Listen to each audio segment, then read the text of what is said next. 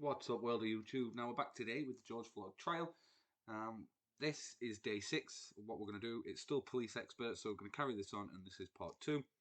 Part 1 was the previous video that I did.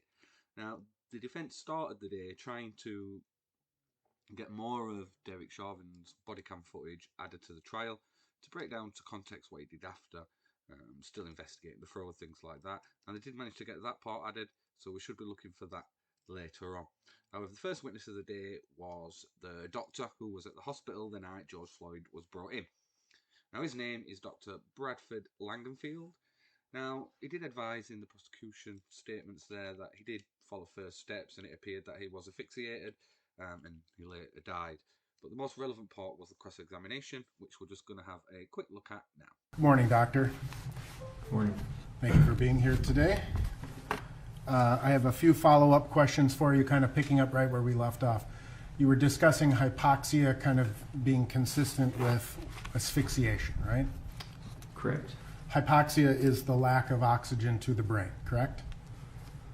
Correct. Right. And there are many things that cause hypoxia that would still be considered asphyxiation, agreed? Correct. Drug use, certain drugs can cause hypoxia, agreed? Yes. Specifically fentanyl?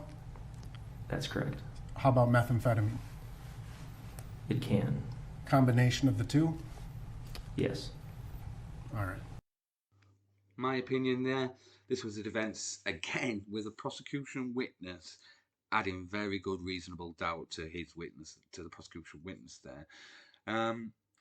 Completely destroyed what was a lackluster witness, so not very good at all. But then the next witness was Chief of Minneapolis Police. His name is, I'm probably going to butcher this, but Madeira Arando. He went through again his police background, like all the officers have. First sort of training they've had, things like that. It's been fast tracked to the position. Has only served around about 2 years in each position, then gets promoted. He's well educated. He has a master's degree. Did sort of went through again the police policy training. Same as all the other police witnesses, but here's a brief statement from the prosecution of what followed with him. The defendant followed departmental policy 5-304 regarding de-escalation. I absolutely do not agree with that. And how so? That action is not de-escalation. And when we talk about the framework of our sanctity of life, and when we talk about the principles and values that we have, that action goes contrary to what we're taught. As you reflect on Exhibit 17, I must ask you, is this a trained Minneapolis Police Department defensive tactics technique? It is not. Well, we read the departmental policy on neck restraints. Is this a neck restraint? The conscious neck restraint by policy mentions light to moderate pressure. When I look at Exhibit 17, and when I look at the facial expression of Mr. Floyd, that does not appear in any way, shape, or form that is light to moderate pressure. So is it your belief then that this particular form of restraint, if that's what we'll call it, in fact violates departmental policy? I absolutely agree that violates our policy. Are you aware now that the defendant maintained this position on George Floyd for 9 minutes and 29 seconds? I am aware of that. And I believe you testified that force has to be reasonable when it's applied at the beginning and through the entire encounter. Is that right? That is correct.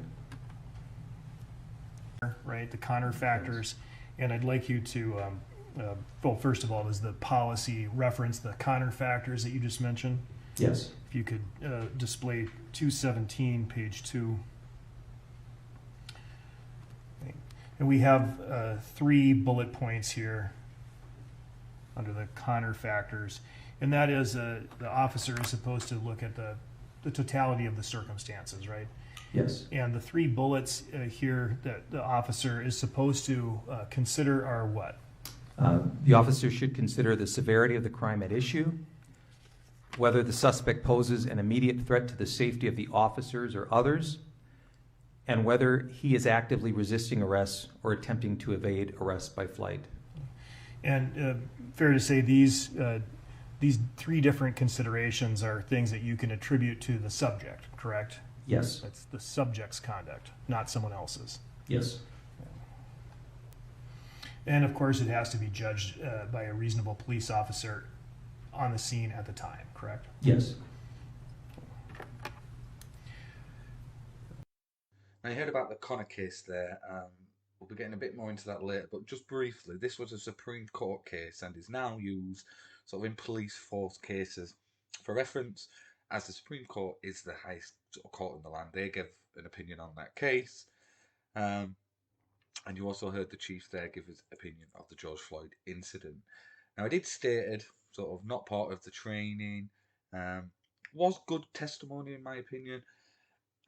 And then the defense cross-examined, and this happened. Good afternoon, Chief Arredondo. Good afternoon, Counselor. Thank you for being here this afternoon and this morning. Thank you. A few follow-up questions for you regarding this incident. Your determinations today are in reference to employment policies and Mr. Chauvin's actions violating the departmental employment policies, correct? That is correct. Now, as the police chief, I assume that you're not out on the street day-to-day arresting people. That is correct. Can you just give me a general sense, when's the last time that you've actually, I don't mean to be dismissive, but actually arrested a suspect? It's been many years, sir. Yeah. Yes. Your role as the Minneapolis police chief is sort of grander in its scope, right? I mean, It's large in context and the operations of the department, yes. and part of that job is to be sort of aware of issues in policing, kind of policy changes, use of force changes. All of these things fall under the umbrella of your role as the chief. Agreed? Yes. And you're sort of the general in a sense, right? Formulating the plan for your police department. And delegating some of those to our subject matter experts, yes. Correct. When you talk about training of a police officer, you would also include the training that the Minneapolis Police Department goes through, but you may go to other trainings out of state, listen to speakers talking about issues that confront policing, right? Yes. As well as maybe a homicide detective will get permission to travel to an interviewing a suspect type of a training in some other state or location, right? Yes. And so there is a variability within the training depending upon your role as in the police department, right? Yes. So that you've got sort of your rank and file basic patrol officers, and they go through all of the trainings that you've described, the defensive tactics, medical assistance or basic medical training, crisis intervention, things that we've been talking about here today, right? Yes. And then the investigative type officers, they may go to some they have to go through that training, but they may go through some additional training in terms of how to interview suspects or how to properly collect evidence, etc., unique to their role, right? Yes. And then you as the police chief or those who are in the more management or administrative side of the police department, you go to the kind of the big picture training sometimes. That's correct. All right. Again, great defence in my opinion, pointing out the variability in training for different officers, points out chief gets different training, use term unique to role, which very good term there to put into, in my opinion, adding reasonable doubt to the witness. The defence really did then get the chief on the ropes as follows. When an officer approaches a situation, and let's assume it's a relatively minor offense, is it possible that that minor offense can grow in its scope of investigation? Yes. And it's actually quite common for that to happen, correct? Yes. An officer makes a traffic stop for speeding or something like that. smells drugs in the car, searches the car, finds a large amount of drugs, finds guns, etc., right? Yes. So what starts out as a relatively minor incident, a traffic ticket, can turn into a felony arrest, correct? It could. And that, again, happens quite regularly. Yes. So when an officer, well, let me back up a second. You would agree that being a police officer is a pretty dangerous profession. There are inherent dangers with it. I've never had to get in a fight with anybody in my life, in my job, right? But in your job, it's probably more probable that that will happen. Would you Yes. agree with that? Now, talking about the use of force, when an officer approaches a motor vehicle, is that considered to be one of the most dangerous initiations of contact between an officer and a citizen? I don't have the exact statistics on it. It's certainly an encounter that officers are certainly more heightened. I know that domestic response calls can also have a sense of heightened awareness for officers, but it's certainly something, a traffic stop certainly raises an awareness for officers, yes, for their safety. And that's because that's that suspect's sort of space, right? The officer doesn't know what's in the car or in the apartment during a domestic situation. You're walking into someone else's territory, so to speak, right? Yes. Right. And so there could be guns, there could be knives, there could be any number of instruments that could bring harm to a police officer, right? There's that potential.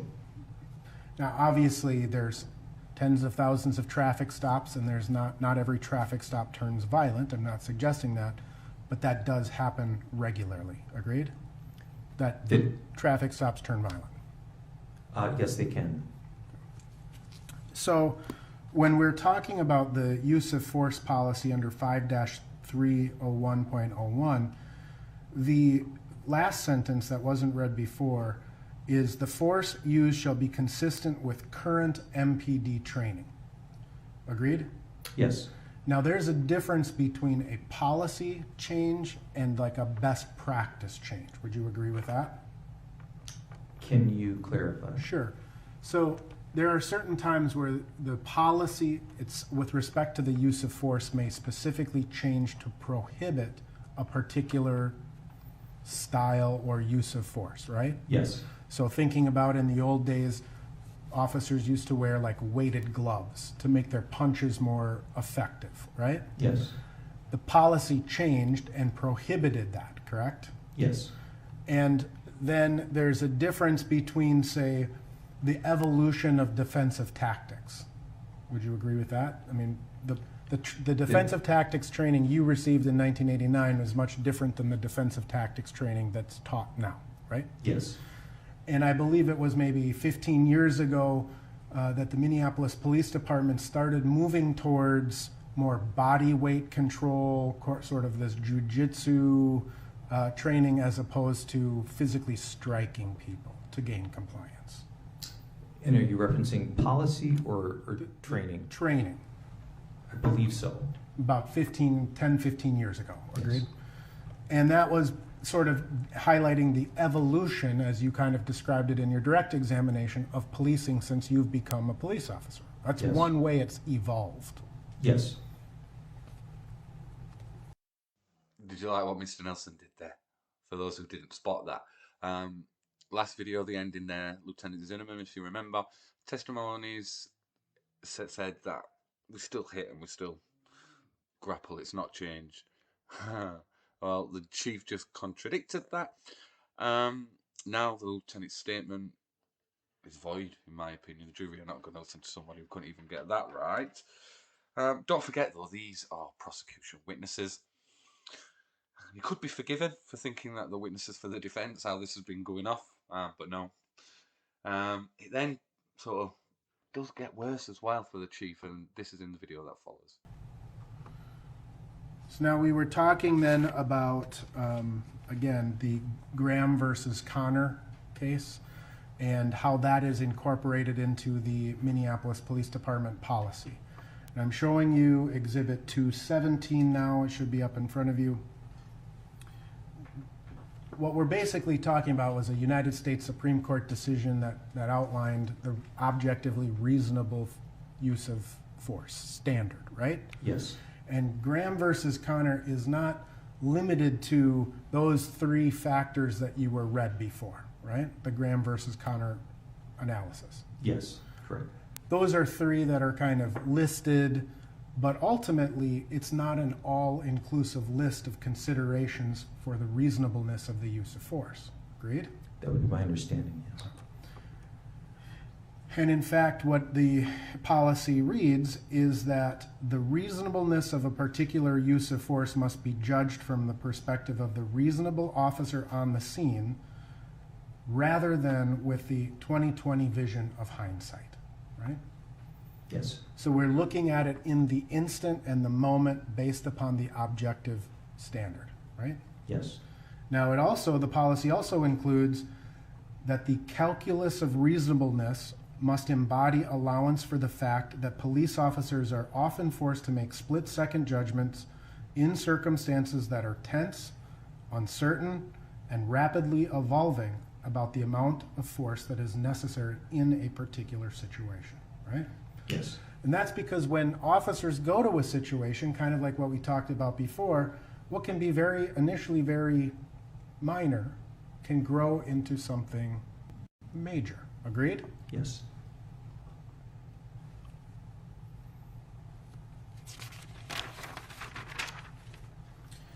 Now to show you Exhibit 219.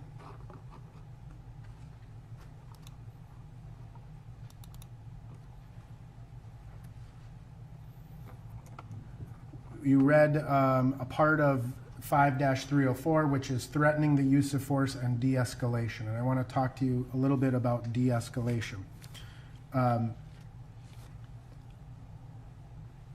Have you heard the term, sometimes you have to escalate to de-escalate? You ever heard that phrase? I have not heard that. Okay. So in here you talk about, or the policy talks about,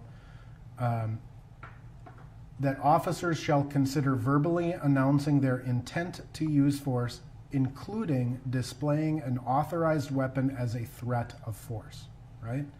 So sometimes an officer has to take out his gun, say, hey, I mean, that's a use of force in that instance, right? Yes. And if you don't listen to me, I'm going to use force. It's a pretty clear indication that force could be used when you have a gun pointing at you. Would you agree with that? Yes. But other things such as chemical irritants or tasers, it's not limited to just a firearm, right? Yes. And so sometimes what an officer has to do is command the presence, right? They have to take control of the situation. Yes. And sometimes that's not particularly attractive, is it? Could you explain? Sure. The use of force is not something that people like to watch generally, right? Objection, speculation, and argument. Sustained. Would you agree that the use of force is not an attractive notion? I would say that use of force is something that most officers would rather not use. Yes. Right. And you described in your direct examination how the single greatest way that the Minneapolis Police Department could be judged is based upon how the public perceives its use of force. Yes. Right? So it has a tendency to garner a lot of attention. It can. So much so that citizens have become more prone to record observed interactions with police, right? Yes. Something that you didn't have to deal with back in 1989, right? Yes. So essentially what this policy 5-304 in terms of threatening the use of force, it's contained within this de-escalation concept, right? So sometimes you have to display a weapon to gain command so that you can de-escalate, right? Yes. Now, when we're talking about, is it fair to say that pretty much every single one of these use of force of policies contains some phrase, if reasonable or if practical. There's limitations on the use of force, right? Yes, there are limitations, yes. And it's situation by situation, right? Yes. And then again, if we go back and look at the language of the Graham versus Connor and the policy that's contained by Minneapolis Police Department, it's the use of force has no precise, objective, singular rule. It's different in every case. Yes.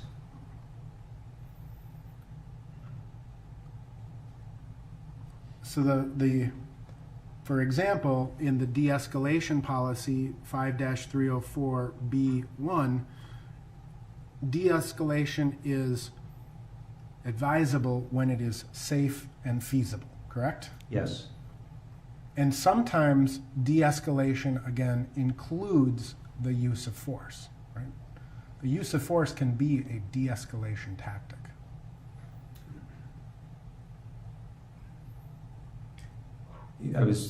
Counselor, I was thinking of your example of displaying your weapon, and so I don't have a lot of knowledge in terms of physical force being used to actually de-escalate a situation, but the threatening use of force or threatening verbally, I'm more familiar with that. Okay. Yeah. So again, if we were to talk to the use of force or defensive tactics, Objection, argumentative. Overruled. they would be the best source of that. Objection, argumentative. Overruled. Yes. Avoiding physical confrontation. That's probably a pretty big one, right? Yes. And using verbal techniques to calm an agitated subject or promote rational decision making, that's kind of down towards the end. Yes. And lastly, calling additional resources. Right? Yes.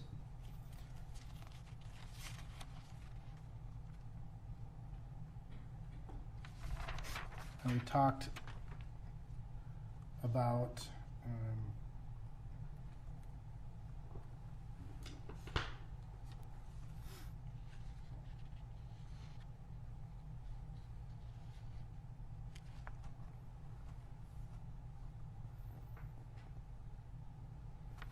Exhibit 230.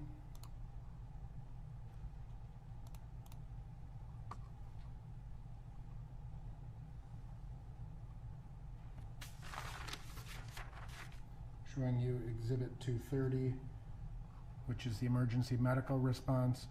You'd agree that the policy requires Minneapolis police employees to request an emergency medical service as soon as practical, right? Yes. If a person comes into contact having an acute medical crisis, and any delay in treatment could potentially aggravate the severity of the medical crisis, right? Yes.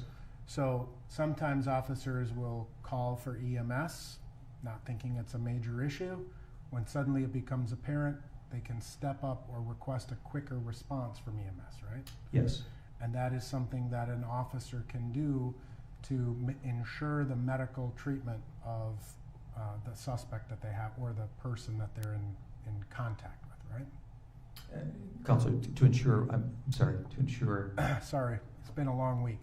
To ensure the medical condition of the suspect, to help with that. yes. Right. Get EMS there as quickly as is possible. Right? Yes.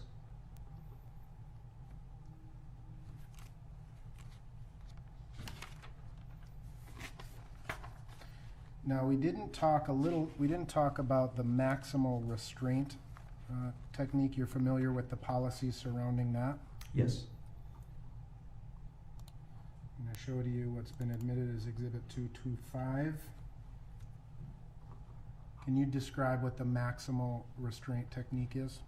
Yes, Counselor, the maximal restraint technique has often been referred to as the hobble, and that is it's a method of, if officers are dealing with typically a combative or aggressive person, in order to protect them or even property, it's placing, basically attaching a cord of the legs to the waist, so that the individual does not have free movement of their legs. So it's securing them, again, usually by their ankles. If you're prone, bringing that up to your waist and securing it. The maximal restraint technique, or the hobble, though, if it's used, a supervisor has to respond to the scene. You cannot transport anyone prone in that position due to the risks of the breathing. But that is Counselor, that would be my understanding of the MRT, or the maximal restraint technique. So you talked a little bit in terms of the use of force, how officers are kind of reevaluating their use of force from time to time, right? They Yes. should be, at least, right? And so if officers decide to use the maximal restraint technique and then decide, hey, we know, and then later decide not to use it, right? That is kind of adjusting that use of force.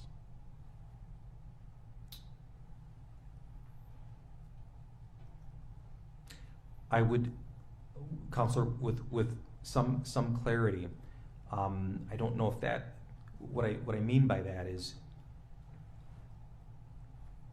if you were to have a person handcuffed and prone on their stomach on the ground and pavement, and you had two officers, let's say, securing their legs to the back of the waist, you in a way are still employing what that technique is about anyway. So there can be some variances to that. Sure. If that makes sense. It does. So let's assume that you've got two officers pulling the legs forward, essentially employing that aversion, so to speak, of the maximal restraint.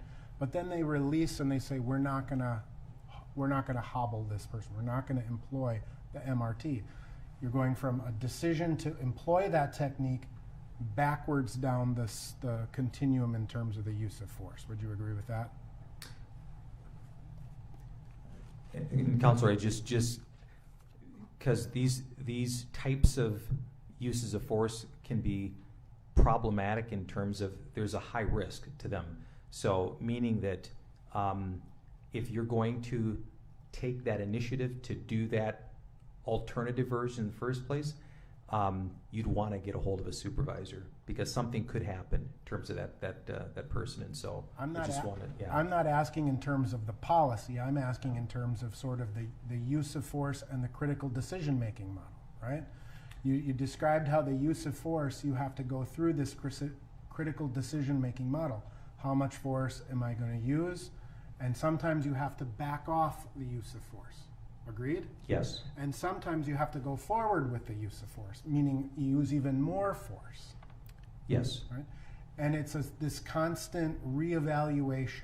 Agreed? Yes. And so when you have officers who make a decision that the facts and circumstances would warrant using the hobble device, but then later decide not to employ that device, that is that critical decision-making model in action. Agreed? Yes. And it would be a reduction in the use of force.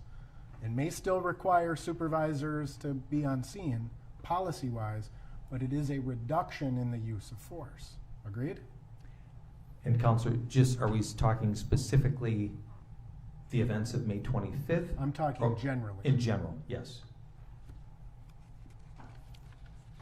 But you would agree, ultimately, that all of the Minneapolis Police Department policies relevant to the use of force, emergency medical response, emergency medical treatment, all of these policies are, by their very language, are situationally dependent, right? They all say, if the circumstances allow, if time permits, if it's safe. They have a qualifier to them. Agreed? Yes, I would agree with that.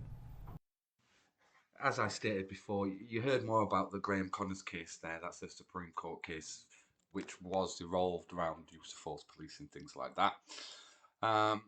And sort of is the legal standard now in the US, and it's been devastatingly used by the defense in this case. Again, a prosecution witness, and for me, totally made sort of anything he said for the prosecution irrelevant. You even got him saying there that it was a reduction in the use of force, not to hobble him and just to keep him there. And then final blow as this for this witness here, if it wasn't done already, was when he said this.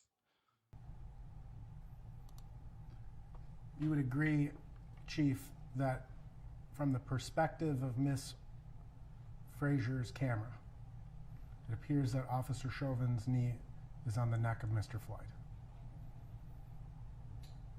Yes. Would you agree that from the perspective of Officer King's body camera, it appears that Officer Chauvin's knee was more on Mr. Floyd's shoulder blade? Yes. Wow, the chief said appeared was on shoulder, not the neck. And that feeling of being on the neck came from the camera bias. Again, prosecution witness there. Defense is destroying him. The next witness, part of sort of police for many decades, including SWAT, National Guard duties in Iraq. Her name is Inspector Katie Blackwell, and she is the Defensive Tactics Training Officer, and she gave opinion also of the incident. What are officers trained to do or supposed to do to prevent positional asphyxia? They're supposed to put them on the side recovery position, which is they're going from prone and just putting them on their side or upright position. How soon are they supposed to do that prior to or after getting the person under control in the prone position? As soon as possible. How long have you known about the potential dangers of positional asphyxia? We were taught positional asphyxia all the way back to my academy. At the Minneapolis Police Department? Yes. Have the dangers of positional asphyxia been known throughout the department at least as long as you've been employed there? Correct. And your employment overlaps, with the defendants, is that correct? Yes.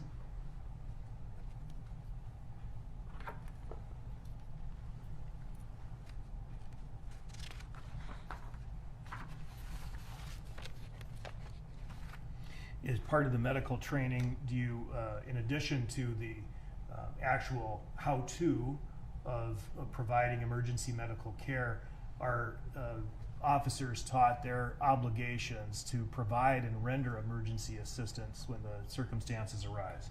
Yes, it's in policy as well as training. You're familiar with the Minneapolis critical decision-making model? I am. And that model, you've seen the circle, we've all seen the circle now a few times. That model is infused throughout different portions of the training materials at MPD, is that right? It is. Why is that? We wanted to ensure the officers, a lot of experienced officers understand that critical decision-making model. The more experience you have, the more you can walk through it. But we found it critical that recruits learn it early on. It was helping them connect the dots better with information they were receiving on the scene and working through that wheel, constantly reassessing, and then using the pillars of procedural justice in the middle. And so we wanted it consistent with our field training officer program to debrief them, the recruits, and then in our in-service so that officers out there could constantly reassess situations when they're on a scene. You said that the critical decision-making model was used to reassess people who are going through the FTO process? Yes, in the field training officer program, we had scenarios where we had the field training officer debrief. At the time, we used community service officers as role players, so we had them debrief using that after a scenario. So going through the steps of taking in information, assessing risk, assessing threats, reassessing, evaluating goals, and then relating that to the pillars of procedural justice. That's something that any field training officer would be required to do with the people that they're evaluating, correct? Correct.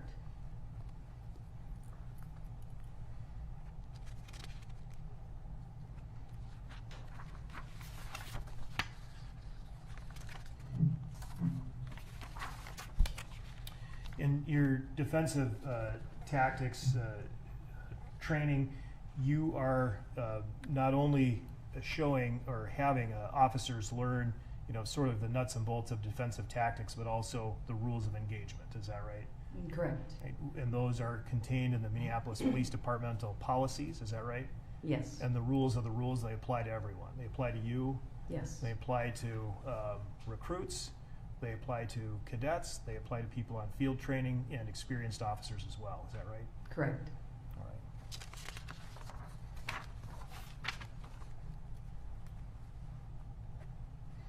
right.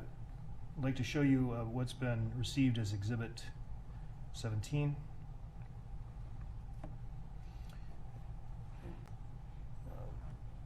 I need to ask you, officer, as you look at Exhibit 17, is this a trained technique that's by the Minneapolis Police Department when you were overseeing the training unit? It is not. Okay, why not? Well, use of force according to policy has to be, consistent with MPD training. And what we train are neck restraints, the conscious and unconscious neck restraint. So per policy, a neck restraint is compressing one or both sides of the neck using an arm or leg. But what we train is using one arm or two arm to do a neck restraint. And how does this differ? I don't know what kind of improvised position that is. So that's not what we train. All right. Great evidence for once today from the prosecution. Very believable. As I said, got a very good resume. The defence did cross-examine. Nothing really much. Just pointed out you sent 30,000 files over worth of defensive tactics. Trying to say that she couldn't possibly know more, but again, my opinion, very believable witness. We'll just have a look at what the defence said now. Now, in terms of the defensive training tactics or any of these continuing education classes, there are other officers that actually train these classes, and multiple officers may appear during that 8-hour time, multiple trainers, right? Yes, we have part-time trainers. So there would be maybe one person will teach the human factors of force, someone else may train on crisis intervention, and there'll be multiple instructors, right? Correct. But a lot of the instructors will use materials from past instructors, or they'll take combinations of things and they'll just represent it in a slightly different format, right? At times, yes. Right. And I just, for the record, I want to ask you, you were served, or the Minneapolis Police Department was served with a search warrant requesting all of the training materials for the four involved officers in this case, right? Correct. And so this would be materials that were from, some materials that were from the police academy, some materials that were from in service, just a variety of different records, right? Correct. Some 30,000 pages perhaps? Thousands, yeah. Okay. I have no further questions. Again, not much of a cross-examination there. Maybe has something planned for his case where he can find a piece of paper that says, look, it was trained. Not trying to discredit her, just trying to point out thousands of them. So, that's the end of day 6. There's some more police testimony to come. Going to upload that video tomorrow. That'll be day 7. My opinion so far, defence is winning it for me. The only thing that's left is manslaughter. That's really going to be key in the toxins. We're going to have a look at that soon. Try and get them all uploaded over the weekend. Just want to point out, if you do just watch the mainstream media or search, Google search anything, all you'll see is emotional witnesses. I don't know why they don't show Katie Blackwell. Very good witness there for the prosecution. But we're trying to be open-minded and show both sides of the story. We'll continue doing that. Again, this is a debate channel, so if you are new to the channel, please subscribe, leave your comments below, and let's debate this.